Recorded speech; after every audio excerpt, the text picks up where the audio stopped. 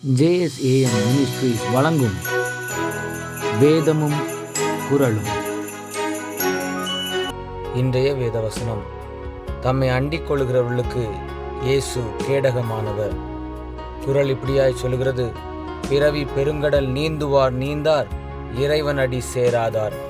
இதனுடைய பொருள் என்னவெனில், இறைவனுடைய திருவடிகளை பொருந்தி நினைக்கின்றவர் பிறவியாகிய பெரிய கடலை கடக்க முடியும், மற்றவர் கடக்க முடியாது. வேதவசனம் இப்படியாய் சொல்லுகிறது, எனக்கோ தேவனை அண்டிக் கொண்டிருப்பதே நலம், நான் உமது கிரியைகளை எல்லாம் சொல்லி வரும்படி கர்த்தராகிய ஆண்டவர் மேல் என் நம்பிக்கையை வைத்திருக்கிறேன். சத்தியவசனம் இப்படியாய் சொல்லுகிறது, குமாரன் கோபம் கொள்ளாமலும் நீங்கள் வழியிலே அழியாமலும் இருக்கும்படிக்கு அவரை முத்தம் செய்யுங்கள், கொஞ்ச காலத்தில் அவருடைய கோபம் பற்றி எரியும், அவரை அண்டிக் கொள்ளுகிற யாவரும் பாக்கியவான்கள். சிந்தனைக்கு, தேவனுடைய பாதத்தை இறுக பிடித்துக் கொள்வோம். இயேசுவின் பாதம் ஒன்றே வேண்டும், ஏனெனில் இப்பாரினில் நமக்கு வேறு ஏதும் இன்பம் எதிலும் இல்லை. ஜெபிப்போம். இரக்கமுள்ள பிதாவே, இந்த நாளுக்காக உமக்கு நன்றி.